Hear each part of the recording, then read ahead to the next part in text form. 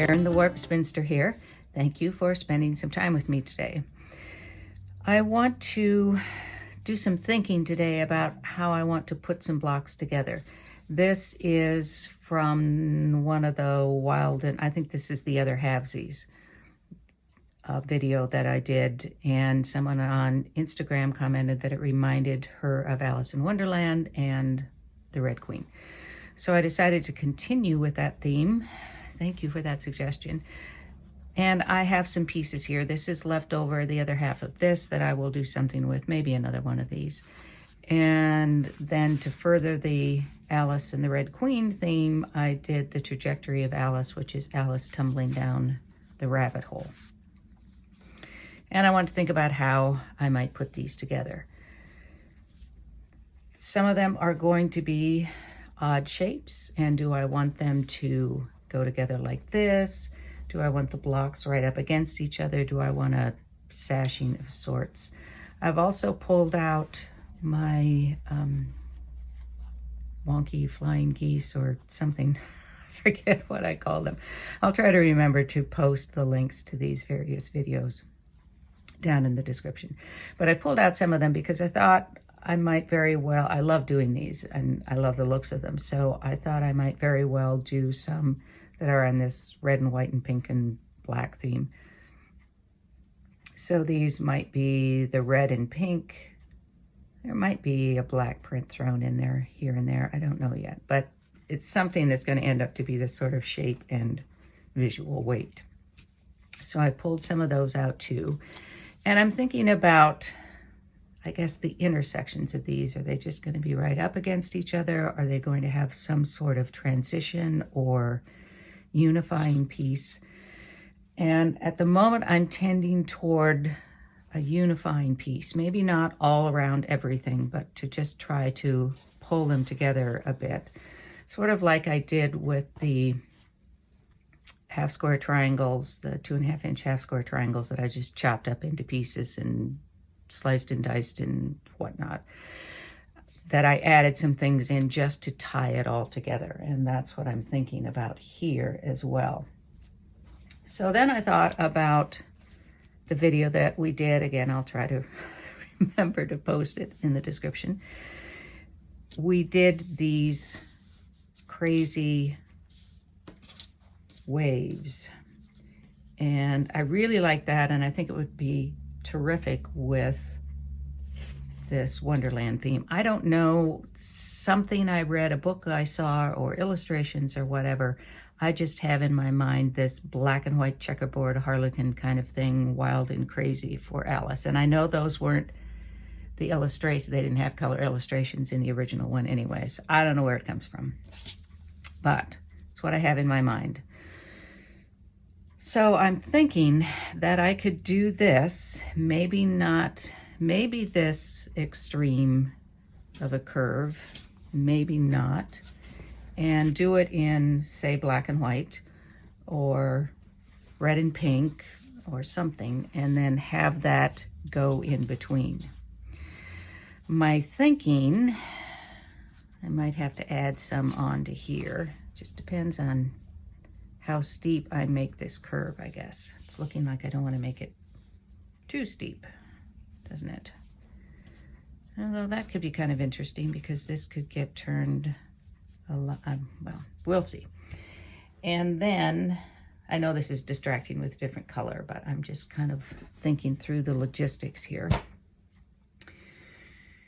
Maybe I could applique this down in a variety of ways. I could do the hand applique, which I actually like doing. I could do an invisible stitch. I could do a stitch such as this cross stitch here, zigzag, blanket stitch, whatever. A decorative stitch would be fine, though.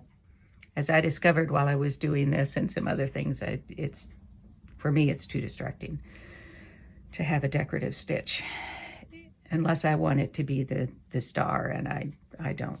So I'm thinking if I did this in black and white, then it could make a good unifying transition. or unifying element that starts to pull all of these together. So I might have one directly here. I'd have to find one that's, I've got some that are pretty angled.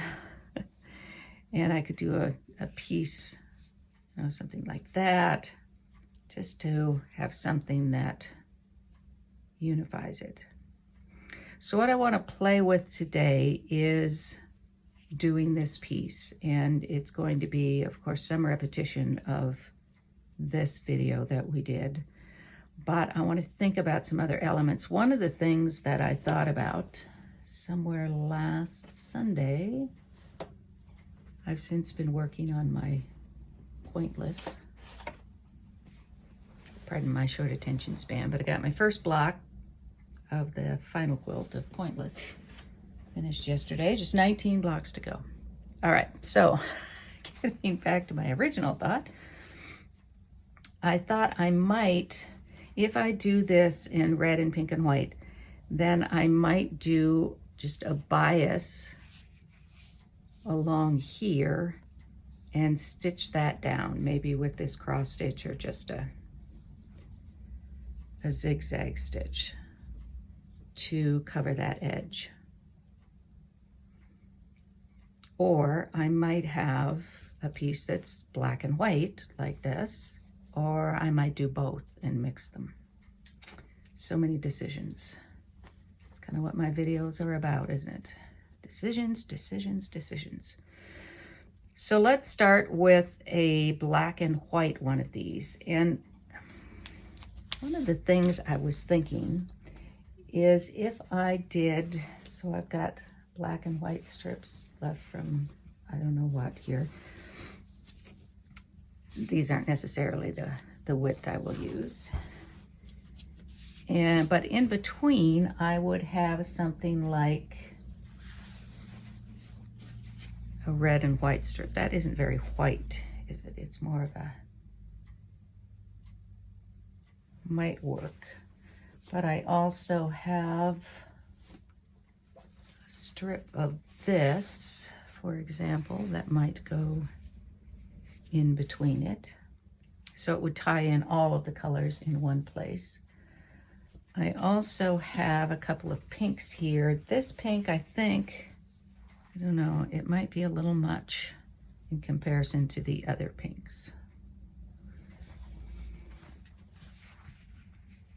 Might do a bit of clashing. And while I want this to be wild, I'm not sure I want the eyes to go wild. So this is a definite possibility for the center. I have a light pink here, which, you know, red is more predominant than pink, but this pink might be all right. It's kind of subtle. And they don't all have to be the same. I could do a red, black and white and pink, or black and white and red, just black and white plain. I have a couple other reds here, stripes, that I could put in between. Of course, I could have pink and red. Wouldn't that be something? So I could do something like that, which is a pretty subtle stripe. Or I could do this diagonal stripe. I tend to buy diagonal stripes when I see them because I love them for bindings. That's kind of interesting. How does that look next to this? It may not be wild and crazy enough, or it may be too much. So I've got choices for reds here for sure. Here's another one that I have used that has some pink built into it, which could be kind of nice too. Kind of like that. It gives a little something, but not overpowering.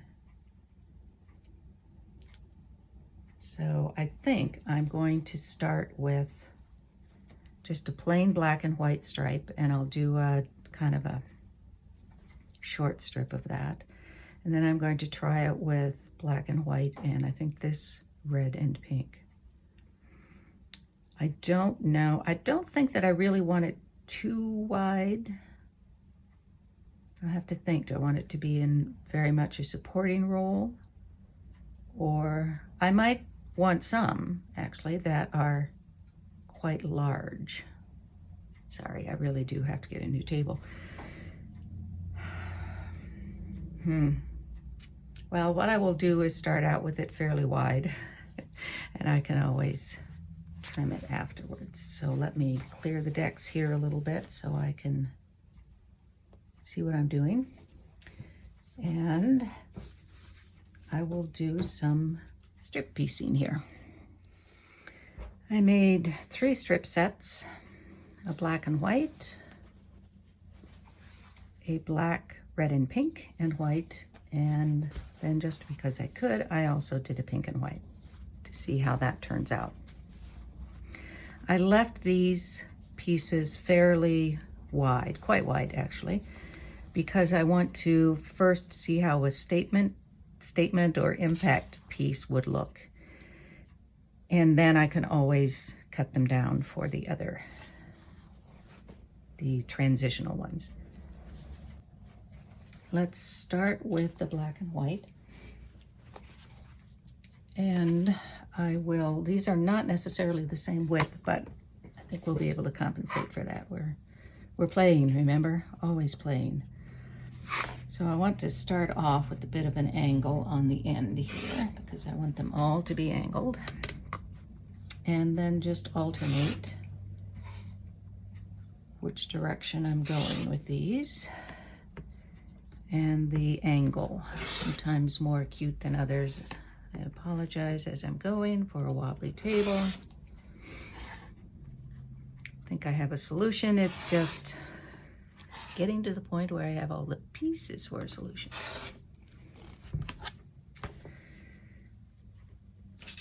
Now, if we take these and flip them, we can, depending on how we flip things and arrange them, we can create a curved piece, which is going to be quite large, obviously. And I could continue on. So this curve is going to be fairly gentle, which is not necessarily a bad thing, depending on how I want to use it. And let's move then to the pink and white, which isn't going to be any different from that one. Actually, it just will be some pieces we can play with later. So I'm going to try doing things a little more acutely on this one. Let's see what happens. Some of them more acutely anyway.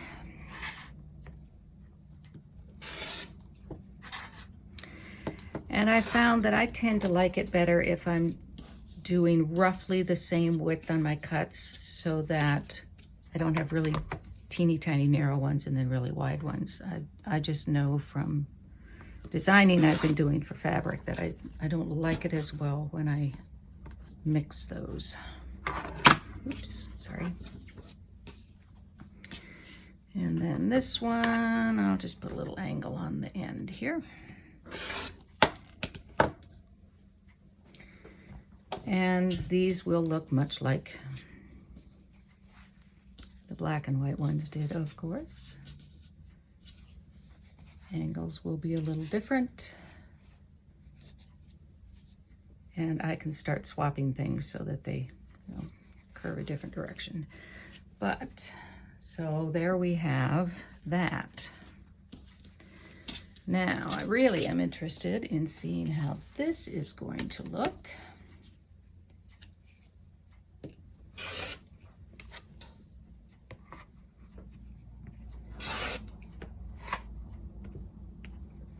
And actually, I think I might make some of these quite narrow, which I know is a contradiction to what I just said, but I'm thinking about maybe interspersing these among just the black and white, and it would be interesting to see how they work as just narrow accents in there.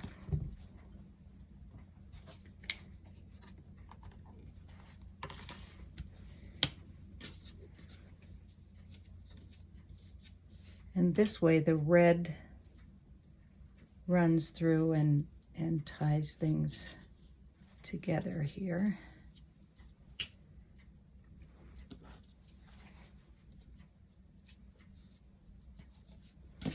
Probably moving out of frame here.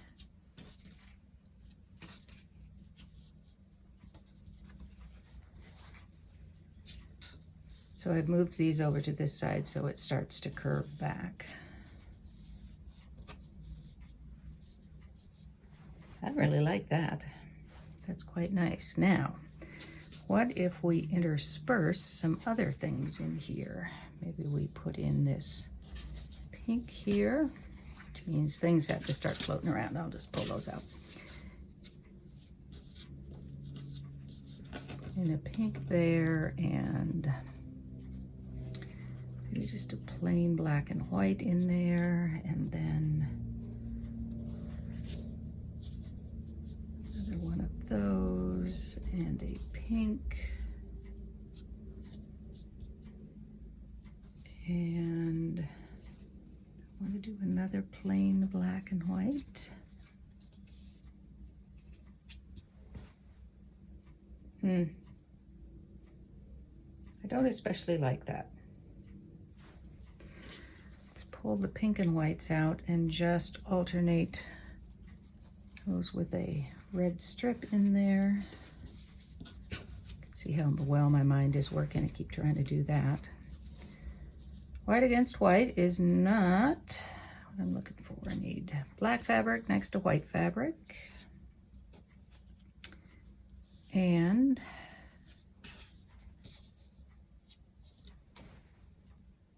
I like that better than with the pink. I'm not sure I like it better than just keeping to the same color scheme here.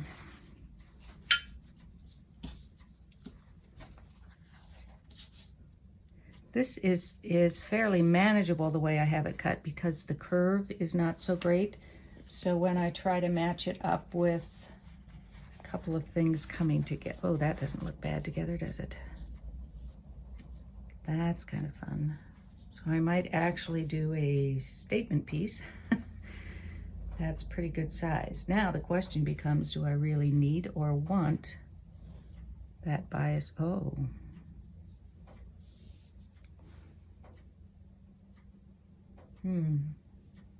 Too much maybe, do you think? And we have this piece here.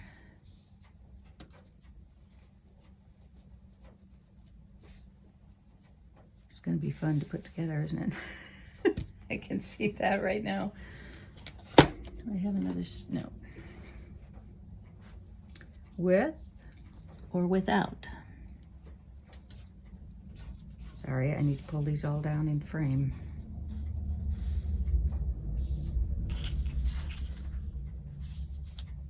I never forget that you're with me. I just sometimes forget where my frame is.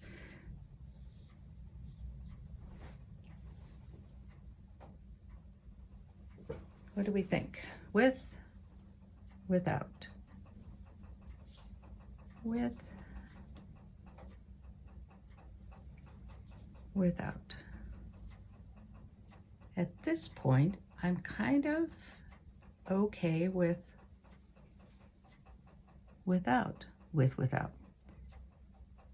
Because I think this provides that stripe effect against there. And I think that's all right. So I'm going to put these together because of course visually it will change as it all gets seamed and shrunk. And we'll see how that goes. And then I'll try, say, the pink and white and see if I want that between them to tie together the black and the white there. I won't make you watch me press these seams open, but I just wanted to point out that I pulled out my felted, my Woolly Wonders felted pressing bar, because it makes it so much easier to press seams open, especially when they're right next to each other. If they were flat, then I'd be pressing that one in a way I didn't want to press it. So now I can just slide it down the bar, and the seams on either side are out of the way when I press it. Here's the finished strip.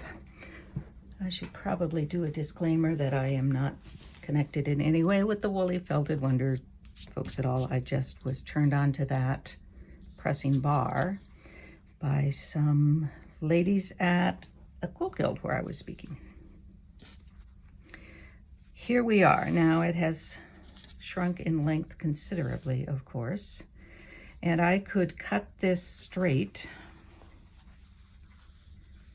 so that it fits across there thusly, or I could applique it down. Could trim this curve a little bit. In fact, I think I will do that in any case. Make sure to keep my hands out of the way. If you have a Klutz glove or a Kevlar glove that you like to use for such things, that would be smart, probably. I did, on this one, you can see that these reds matched up pretty well. I purposely did not want them to do that, so I purposely slid these so that they wouldn't match up, and that's why I have unevenness up here. And this I probably would want to make longer and then slide so that it doesn't interfere with this. If I put this like that, then that's running into that triangle, which is a possibility, but I think I don't like that in this case. Something's going to run over this one just because it's close to the edge. Knew that, did it anyway. So I do think I like that in this case without that strip. Although, I don't know, that's interesting. Is it too interesting, is the question. Let me know what you think. I'm not prepared to sit down and do this, but I think you understand what I would do is do a bias strip and then stitch it down, and in the process I would be, of course, appliquing that raw edge. These edges, well, I would probably do a bias strip so those edges would actually be finished, and I could do whatever stitch along the edge I wanted to. I could do just a straight edge stitch or start doing some other stitches. I'm really kind of loving this cross stitch from this piece. In case you didn't see that video, it does a double stitch on it, so it makes it stand out better. So that's a possibility. Let me know what you think. Stripe or no stripe between. Now, let's try putting together the, oh, you know, one thing we didn't try was the pink and white alternating with the black and white. I will tell you that in my studio that I'm designing, part of I have my must-haves, my nice-to-haves, and my dreams.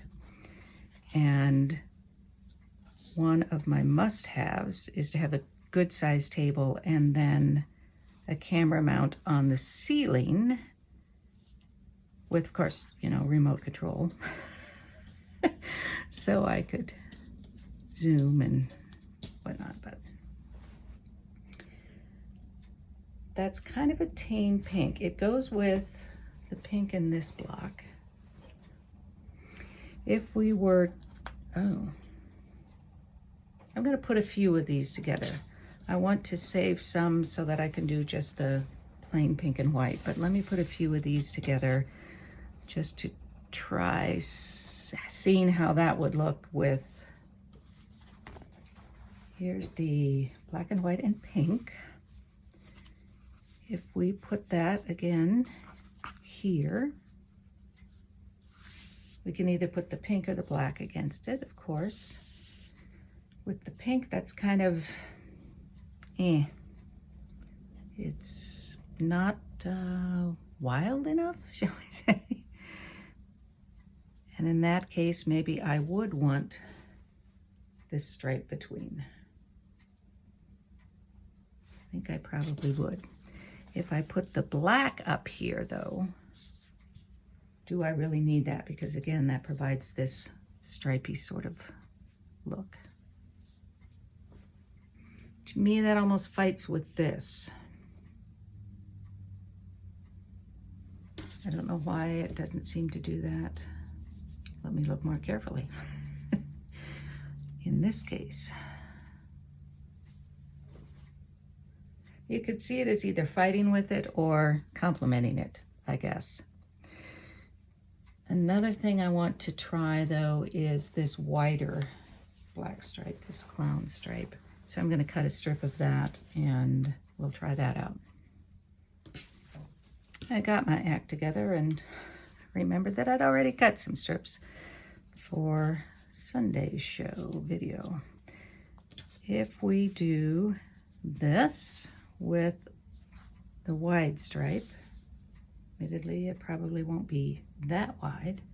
Well, it could be sort of interesting with that up against that if I put those two together, because it then continues. These may not, of course, be anywhere near each other in the end. This could be wider or narrower. Now this begins to look like the Mad Hatter's hat to me. That, yes, and it's only Wednesday. So I could do that, or I did cut a bias, so it would be a diagonal stripe. Oh, that's kind of fun, isn't it? It's a little different. Don't know how I feel about it exactly. Let me press that lightly in half. So I think we're going to play with this on Sunday, and I want to not have it too sharply folded there. Make it a little narrower. So we have the diagonal wide stripe. We have the very uneven straight non-diagonal stripe. I don't know, I may like that diagonal better. Or then we have the narrow stripe in a narrow strip.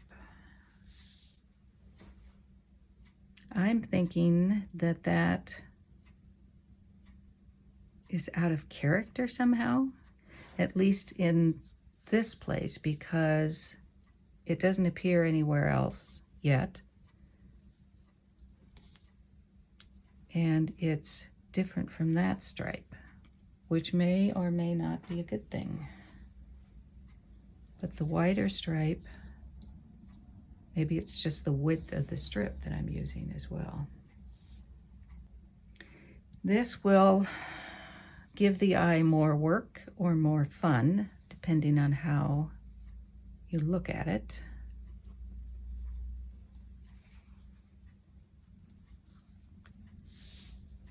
This one is kind of a counterpoint to that. So I'm looking for opinions here as well. With the pink, do we want a wide stripe, straight cut, wide stripe, bias cut, or a narrow stripe?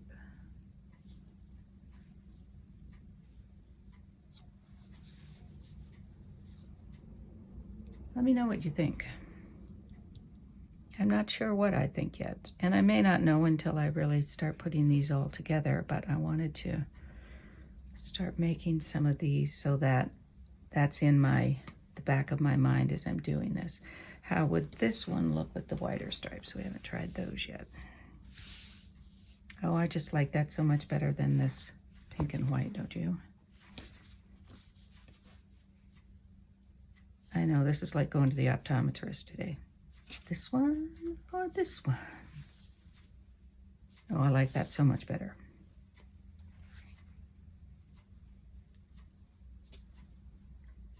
So that would be the straight stripe, straight wide stripe.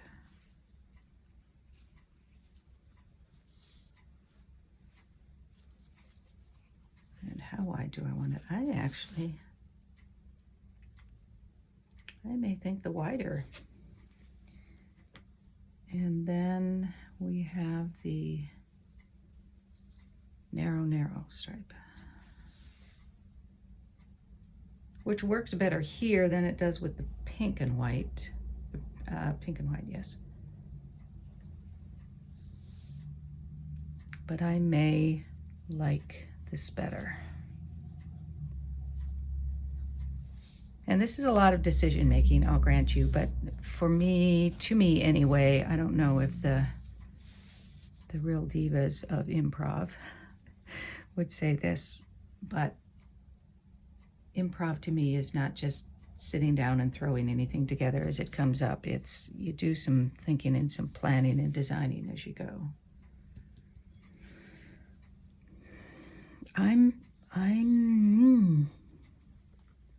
Well, let me know what you think. Belabored this enough. What I should do is take some photos of this and put it at the end of the video so you can see them side by side, and see what you think. I do like this concept with it. What would happen if we made this not so wide so that this is more of a sashing kind of deal? And we'll pretend that I'll cut that curved.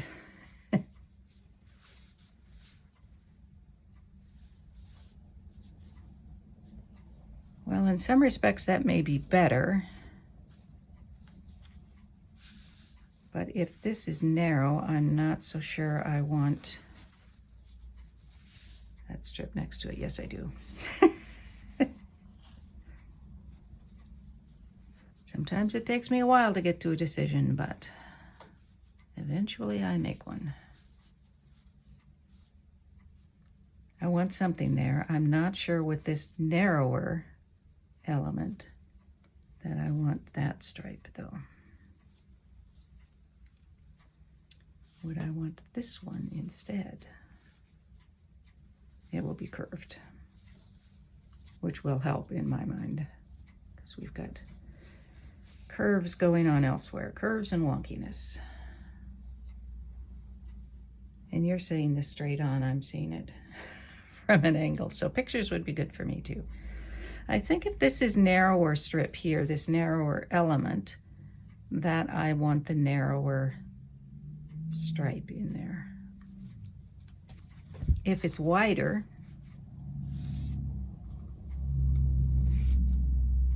I think I like the wider stripe because there's a lot more space before you come down to more red. Well, there we are. Wasn't much new and earth-shaking in terms of piecing things, but lots of options and things that we'll think about as we start to put these wonky blocks together. Cohesion. I want to pull it all together into something that is a lot of fun for the eye, but not sending it into a mad tizzy. Although maybe that would be appropriate for Alice. Whatever. That's it for today. I will take some photos and post those at the end of the video so you can see a comparison, probably better than I did with my optometry act here.